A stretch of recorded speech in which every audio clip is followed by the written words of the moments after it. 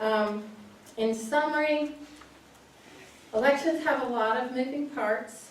We help candidates who want to run for office file the paperwork. We provide assistance for their financial reporting. We spend months on ballot development. We plan and negotiate equipment purchases. We recruit and train poll workers. We issue absentee ballots. We visit nursing homes to help those residents vote. And through all of this, we meet the deadlines of the statute. Or we reach out to the Secretary of State and call for help, and they have been very responsive. So the list is long, and each item on the list is just as important as the next. I'm really proud of my staff for the extra hours that they work on Saturday to register voters at festivals or go to events where students might be to encourage them to vote. And I'm also pleased that they're willing to open the office on Saturday for people who work 8 to 5 out of town. They'll have a Saturday place they can come and early vote if they want to. It's been very popular, it gains popularity all the time, our early voting. And they really put in a lot of long hours to make sure that when election day comes, we're ready. I'm equally proud of the over 100 poll workers that attend training and then come on election day and sit for 14 hours, making sure that everyone gets the correct ballot. There's no question about it. Elections are stressful in my office. And they're also emotional for voters. You know, political parties don't agree. It becomes very emotional. People are very attached to what they feel is right. And so we need to be understanding of that. I've had voters come up to me in the polling place and say, I have never voted Democrat in my life. They have me down as a Democrat. And so I pull out their voter registration card, I pull the last time they signed a poll book, and sure enough, there's their signature right next to that Democratic ballot. So, you know, I understand, you know, people do get upset, we do try to help them, we do keep excellent records. I really don't know of any time where a voter has challenged our records and we've come and had to say, I'm sorry, there was a clerk error. I just don't you know, if there was, it must have been minor, because it doesn't stand out in my mind. And of course, on Wednesday after election, we're all exhausted. And much relieved. But then, of course, it's time to record each voter's history into the system, go out and pick up all of that equipment that's spread all over the county, and get ready to canvass with the Board of County Commissioners, which then goes to the Secretary of State. So this is pretty much all that I have to talk to you about today. I hope that this has helped explain how we've worked to develop additional polling places within our constraints and also meet the needs of everyone in the county. It is an honor to be your clerk, and I really look forward to serving you. And I also take an oath to uphold the Constitution and laws of the state of Idaho, and I hope to continue to do this for yet a few more years. Thank you, and I'll stand for questions if anyone has any.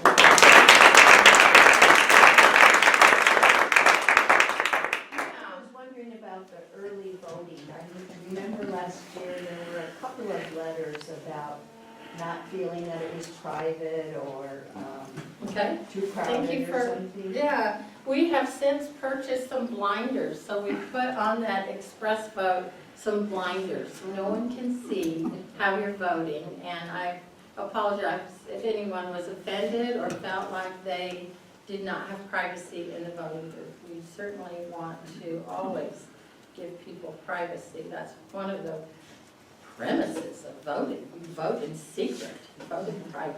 So, yes. Henriette, you mentioned the 2 precincts in the vicinity of the university, and you estimated 2,000 prospective voters. Is that based on the number of registered voters now, or is there a projection for the number of students who have suddenly become aware that they don't necessarily have to vote in, Twin Falls or something? I based it on the current number of registered voters, so you're right, it could go up with the resurgence, but that number is accurate up into November 2019. So. Louise? Yeah, nice compliment. The Saturday voting that you did last fall was, I happened to vote on that Saturday, but the reason I voted on that Saturday was a friend of mine who wasn't going to have access to the polls could vote Good. on Saturday. So I was able to bring her, and we were treated very well, but she was impressed with how well it was treated, because somebody had to explain to her how to use the touch screen. Right. And whatever else, so that was very Yeah, complimentary. we have standing and seating for both that. But my question is, currently, based on registered voters, what's our smallest precinct and our largest precinct? I don't know that I know that exactly. I think Farmington is probably the very most tip-top north of the county as our smallest. It is a mail ballot precinct. And interestingly enough, on the bottom corner of the county is another mail ballot precinct. It's called Linden. And Onaway is a mail ballot precinct. And the reason we did that is we were having so many ballot faces in Potlatch because Onaway is a separate city and they didn't elect council members and mayor. And I was always having to have poll workers decide between 4 different ballot faces, what you got, especially if there was a school election on that ballot. So our largest is? You need the number of Oh, registered no, I was just voters? wondering, which precinct might be our largest? Oh, which is our largest? It's in the city of Moscow, and as soon as the census is over, we're gonna start getting these tapered down, but I'd say 16 at 1,106 voters is one of the largest. Here's 6, Yes. 1,056. Those are in the 1,000 range, so those need pared down. Since you can see, some of these go out to the rural. So 2 starts in the city and goes out. So does 1. So does 13, 7, 12, 5, 17, 4, 3. They all kind of start in the middle, kind of periphery of Moscow and then go out. So try to distribute the precincts so that they have not too many, not too few. You identified that the agreement with the university has not been completed.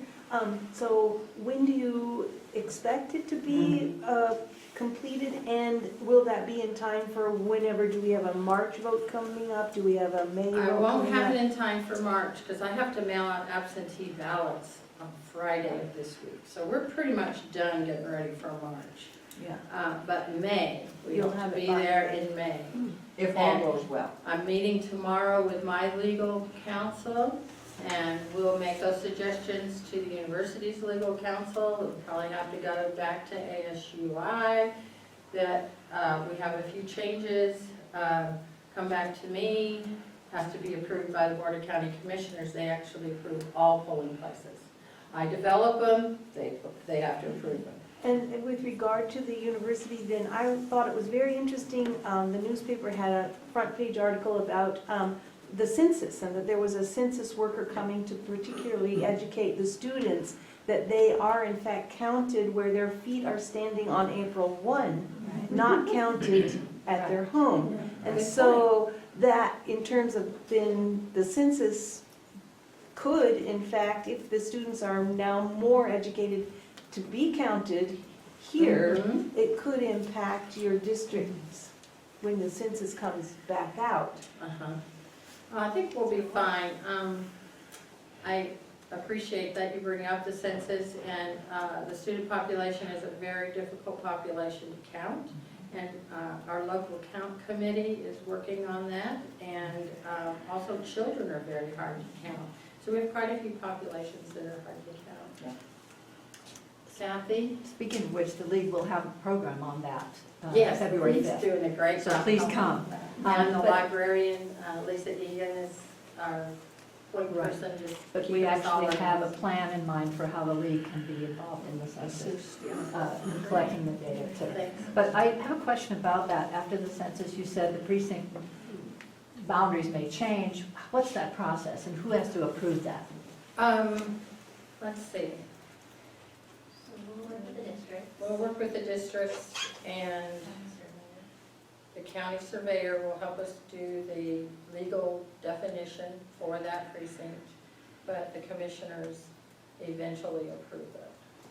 So, and what I'm talking about with 8 is, it doesn't include a couple of the living groups on the south side, so I want to push them into there.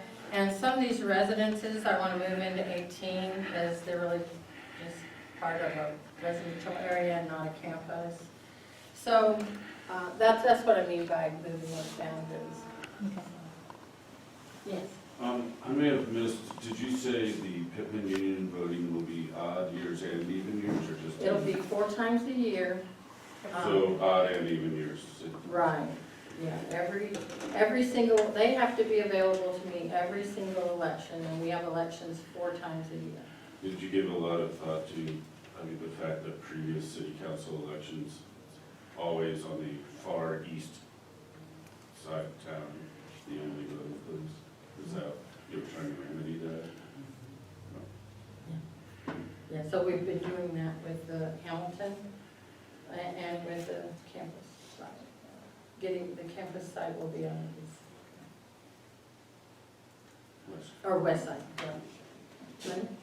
Well, when you were talking about the voting on campus around the student union and the Pittman Center, and that parking would be available, and trying to remember what the parking's like there, and some of those are metered, are those? Yeah, they won't They won't. worry about the meters. Okay. Yeah, they'll be available to the public, they'll charge, so.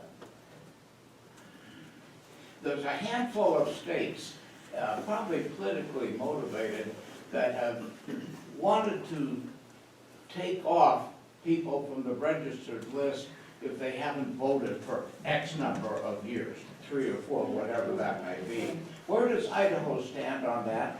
And how do you know when to pull people off? Death would be a good one. Right, we do get information from vital statistics at the state, and so we do purge people from that list that we receive. That's why we get the list, so we can update.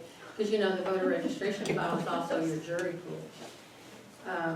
We also, by statute, purge every 4 years. If you haven't voted in 4 years, you're purged from the voter registration file. Do you send them notice? Re-register, we do send notice. Yeah.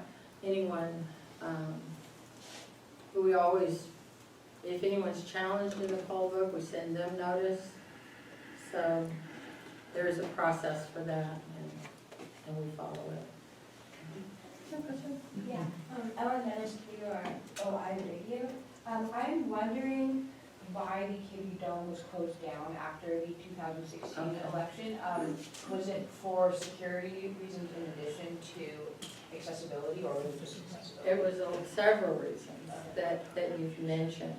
It's a long way from that parking lot, up that sidewalk, and then the long corridor to set up the polling booths.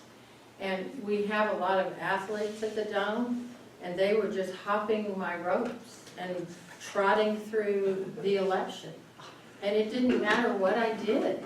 They would just come through. And how do you secure a Kibbe Dome? That place is buzzing all the time. And I just didn't feel comfortable leaving my equipment and ballots there overnight. And also,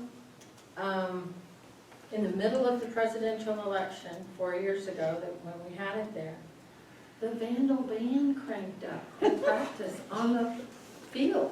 I mean, I had to fly over to the Kibbe Dome. They wouldn't stop. And the poll workers were shouting at the voters. I couldn't hear. So finally I ran down to the